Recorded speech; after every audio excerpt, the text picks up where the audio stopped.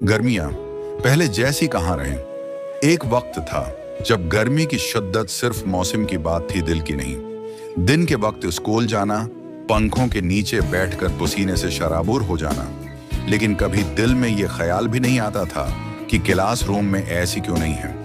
न शकवा न शिकायत। दोपहर को घर आना, झटपट कपड़े बदलकर ट्यूशन जाना, जहां फर्श पर पानी छिड़ककर चटाई बिछा दी जाती और सब बच्चे वहीं बैठ जाते। एक पुराना सा पेडिस्टल फीन चल रहा होता। जब हुआ कि रोटेशन हमारी तरफ आती तो चेहरे पर जैसे जंत उतर आती।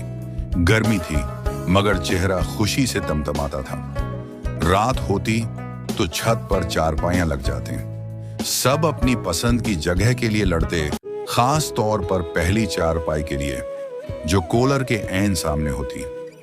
कूलर में हर रोज ठंडा पानी डाला जाता और फर्श पर भी छिड़काव करके ठंडक का बंदोबस्त किया जाता। फिर सब लेट जाते, कोई सितारे गनता, कोई चांद से बातें करता। कभी कोई टूटता हुआ सितारा दिखाई देता तो दिल में चुपके से एक ख्वाहिश की जाती और फिर नींद आ जाती, एक बेफिक्री वाली नींद। न शोर की शिकायत थी, न रोशनी की, न ब्लाइंड्स की तलब, न खामोश कमरों की ख्वाहिश।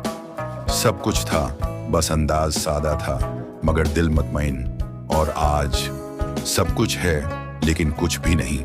न रोज फर्श पर पानी डालना पड़ता है, न कूलर में पानी भरना, न चारपाई निकालनी है, न बस्तर समेटना।